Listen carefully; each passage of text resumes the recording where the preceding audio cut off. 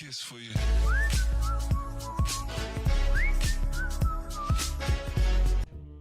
All right, the too long didn't watch for this is basically Spotify is fantastic. It's a great play, unlike other things we talk about on Out of Context, where they end up kind of not sort of living past their initial hype period, like streaming services tend to be, or like voice assistants tend to be. I personally think that Spotify, with the kind of pros and cons I've laid out here real quick, is really a crowning achievement in terms of quality, in terms of the kind of the consistency of quality that's had over the long term here, over the last 13 years that's been out.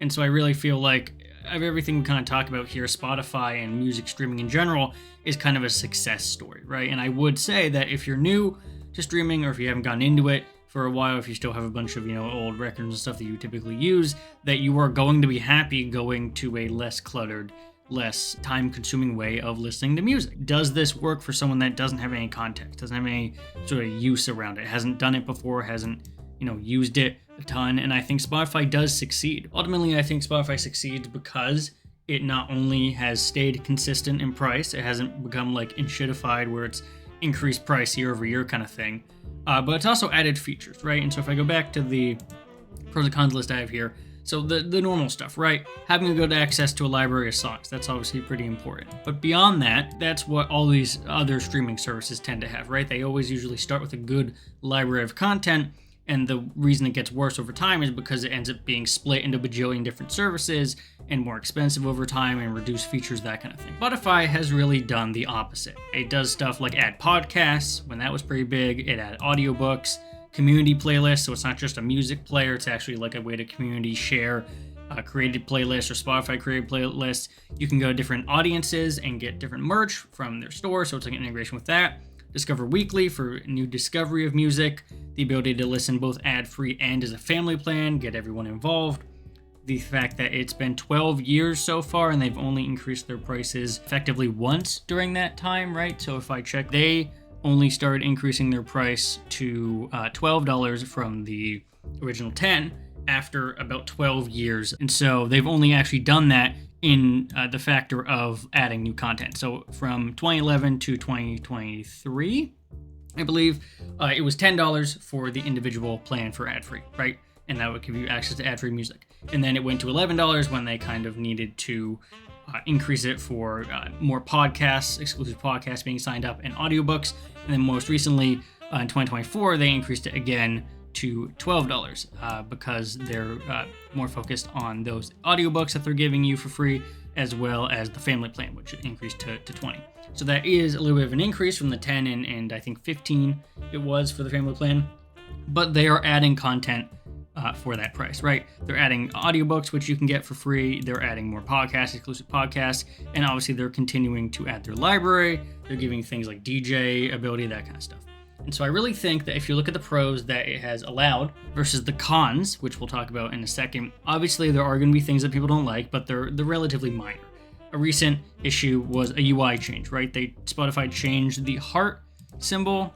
It was like the Spotify heart that they changed to a check mark kind of thing. And that basically, instead of being a heart which went to your like songs, it was a check mark that basically said, hey, this is added to a bunch of playlists. So it could be your like songs and like 3 other playlists. To me, that's not a huge deal. It's some UI stuff. You can still see your likes. If you click on this check mark here, let's see if I can do it. If I click on this check mark, I can see that this is still in my like songs, or not this one specifically, but like right here. One of these is in my like song. So if I go to like, right, and I just pick any of these, you can see that I've put this song here in my test songs, and my normal music thing. And so you can just click on it and see there and find a playlist and all that stuff. So you can still see it's under liked. It's just also under these other ones, right? That's the biggest change that they had for this one.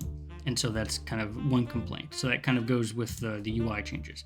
They've been teasing lossless for a while. They haven't actually been sort of held on. They've been teasing for a couple years now, saying, hey, we're going to get lossless audio. This was also around the same time that like Apple Music was trying to get lossless audio, and they were able to do without increasing the price. So now we're seeing Spotify years later not doing anything with it, and maybe even increasing the price when it gets to it. So that's kind of a slight issue. And obviously the main thing that I think people are kind of annoyed at for Spotify is their free tier isn't that good, right? It recently got rid of the ability to have lyrics at the bottom here. So I can show you this, right? Lyrics at the bottom here, this was a paid feature. So basically you can't do lyrics unless you're like a paid member or like a limited amount, right? So that was a concern. And that's obviously making the free tier a little bit worse. But I mean, ultimately, I think you gotta put that into perspective of the other options that are out there. So like those controversies of changing the heart from a check and making the free tier bad aren't nearly as bad as something like the YouTube Music one, where for a very long time, you couldn't even add playlists to your YouTube Music app. You had to like listen to them a bunch of times for YouTube to automatically add them to a playlist. Like you couldn't do it yourself. They eventually fixed that, and now they're in another controversy where they removed a ton of music from a bunch of different artists because of this CSAC kind of licensing dispute that they're having here. You'll see that off YouTube. You'll see that with Amazon Music. You're not really seeing that a ton with Spotify because they tend to have pretty good systems and licenses in place, right? You can even see that with something like TikTok. You don't see that with Spotify as often. And so compared to obviously what Spotify's been doing, YouTube Music here is having a worse time. Same thing with Amazon Music, I would say. My grandmother had Amazon Music for a little bit when she was doing that, and she obviously used it because she was a Prime member. Amazon Music had 3 tiers, a free tier, one that has Prime on it, and then Amazon Music Unlimited, which is like on top of Prime. If you pay $10 a month, you get all the music. Amazon Music had this really annoying thing where they would limit the amount of songs you can get of a certain artist if you weren't subbed to Unlimited. So like you'll have a bunch of songs free from this artist, but certain albums or certain songs might be locked to their Unlimited tier. Similar to how something like SoundCloud used to do it with their Pro tier. The annoying part is Amazon, you're already paying for Prime. They say you get music. You don't really. You need to be subbed to Unlimited for $10 a month more than the basic Prime one in order to be able to get all the music from an artist. So that was really annoying, right? Because this is almost similar to what the other streaming services do for like video and stuff. And the reason I think Spotify hasn't kind of gone down that route is this should be a very different conversation for Spotify if we were talking about it like we were talking about other video platforms where they have exclusive content, where, for example, like Beyonce might be on Tidal exclusively and not on Spotify, right? Or if Billie did something with Amazon Music specifically and not Spotify. At that point, then where you have artists doing exclusive deals with different services, that's where you get this really big kind of enshittification issue where now you're spread across a bunch of systems. It hasn't happened like that yet. We still have a situation where Spotify is the main platform, but everything's going to be on Spotify and YouTube Music and Apple Music and Amazon, that kind of thing. You're not going to get a limit to sort of what you can get on Spotify versus other services. So I think the fact that that hasn't happened, there hasn't been that split, prices have been pretty consistent, and they've been adding features is really why I think Spotify is at the top right now. And it is useful for someone that, and we're going to go into this now, for someone that maybe has a record collection, has a CD collection, or doesn't listen to music a ton, shifting over to a streaming model where you have to do very little work to set this up. You go to Spotify, right? In this case, the desktop app. You make a playlist. I'll do this playlist. You add songs. So, for example, we'll go back to home here, right? We'll just pick a random song. We'll go here. We'll pick a song, add it to playlist. You add it to your playlist, right? In this case, you go here. It's added to your playlist. You can play it. You can pause it. You can, check the lyrics for it and stuff. You can have all this stuff. And this one, in the case this one doesn't have lyrics because it's an instrumental, but generally speaking, you have kind of that set up, and it's pretty easy to start listening to music. It's pretty easy to click on the artists. You can follow them, shuffle their playlist, all that stuff. Don't play, right? You have a lot of different options there. And so it's a very convenient and easy way to get to artists that you're interested in and that you like listening to. Compared to figuring out, okay, I want to listen to Bob Dylan, and then going and getting the vinyl out for that one album that he has, and then putting it on and hitting play and making sure the speakers are all set up and stuff. It's a lot more time consuming, and generally speaking, only like pretty specific. Like you have to like actively decide to do that.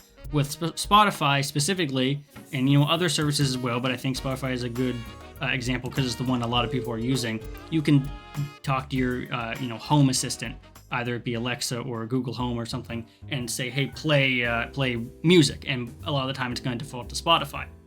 So we have that easy use and that convenience. And a lot of people, like my grandparents that don't necessarily listen to a lot of music other than using these speakers, having it default to Spotify. I think sometimes they also use Pandora, generally speaking, that music streaming is way easier than having to like go out and figure out what CD they want to play and put it on, that kind of thing. A lot of the time, what they do is they'll have background music for things like Christmas music. And Christmas music is notoriously kind of difficult to get on a CD or other thing after the fact, right? And so when you have a setup with a lot of these older songs that maybe get remastered or reproduced in some way, you don't get that with a vinyl or CD, right? You'll have the original recording. And so if you like the remaster, that's going to be on Spotify. That's going to be an advantage of like, oh, I want a Christmas song, but I need it to sound like it's normal and not coming from a 1940s sound recording, right? So you get an advantage there. And so if you just look at the use cases that older people or people that aren't used to streaming go into streaming with, it's going to be smart devices. And that's really a benefit to them to not have to go through all that work. And so that really feels convenient. And I've had them say, oh, it's really great that I can just talk to my Alexa and say, play whatever music on it, and it just plays in the background, right? You don't have to hassle with all that. And so on top of that, right, you got the ease of use, the convenience, the no price increases. Compared to the other, in terms of controversies, other services, it's pretty light. And then the final thing you get to is you're adding content to Spotify. You add audiobooks, you add podcasts, and all that. Now, audiobooks are a little bit weird because if you're in a family plan, it doesn't give it to everyone. It just gives it to like who the manager is. So that's fine. And you also only get about 15 hours of audiobooks per month, I believe, before you can like pay for more, which you can't do in the app. So that's a little bit annoying. But overall, again, it's free stuff you didn't have before. And then podcasts, right? Podcasts are pretty big now. They've kind of always been big, but Spotify is kind of really pushing that. You go to a podcast. Do I have one here under your episodes? Yeah, I have the LTT podcast right here. And so you can listen to it. You can share it similar to how you would share anything else. It has its own kind of like setup here with episodes and all that. And so these do have ads in them. They're not frequent ads on top of the whatever integration that's in the podcast itself. There's ones that are kind of on top of the spot, like Spotify adds them to whatever you're listening to. And so you might start this and it'll have a Spotify ad and then it will play the thing, right? But they're pretty sparse. I haven't actually experienced a ton of them when I've been listening to these. They're pretty not that frequent, but you know, it gives you access to podcasts and a lot of podcasts that might not have been available to you before, because a lot of podcasts transitioned from YouTube, which, you know, before premium you couldn't actually use in the background, to now Spotify, where you can use, right? That's one of the main advantages for paying for it. And so now you get podcasts. Now you're not paying any extra. You're not paying more for podcasts. You're just getting podcasts. You're getting the ability to listen to any podcast you want. It has a couple ads sometimes, but most of the time you're going to be ad free, and you get to listen to it, and you don't have a problem, right? That's an advantage, especially for people that maybe aren't into podcasts or wasn't as into podcasts, and it becomes an advantage there. I could also see them going to like audiobooks if they want to have an Audible competitor as well. And you can compare it to things like records in a lot of the cases. And again, the convenience factors. Like people are still going to buy records and use records. But I think especially in 2024, with the rising cost of stuff like records and vinyl and music in general, I think Spotify is definitely a very, very good thing. The other thing I kind of wanted to talk about is the AI part of it. But this is kind of a little bit of like an ongoing story where it feels like Spotify might be being flooded by AI and AI fake artistry and stuff. I'm not sure how I feel about that. Obviously, AI music isn't great, but I think a lot of people were talking about, hey, maybe this AI stuff is a sign of like a problem in terms of like revenue share and all that. And we're not sure. I'm not sure kind of like where this ends up going, but I just think all I'm going to say is that it's good to be aware of this and if it's happening or not. And overall, just say like this is going to happen, but it's not going to be exclusive to Spotify. The AI music kind of takeover is probably going to be affecting music industry in general. And so, while this isn't Spotify specific, I do think it's important to kind of be aware that AI music is happening. AI artists are happening. AI images on the album covers and stuff are happening. And so that, just be aware. I think Spotify is great and it's really useful. But I also think that people can be easily tricked for things like AI and fake artistry that you might want to, be a little bit more aware of as time goes on. So it's not a super problem now, but again, if it becomes a problem later, that's something to definitely look out for. But overall, I hope you enjoyed the video, and let me know your thoughts about Spotify. Let me know your thoughts about any of this. If you agree with me, if you think Spotify is great, or if you're not as happy with it, maybe there's some concerns you have other than the AI stuff, then let me know.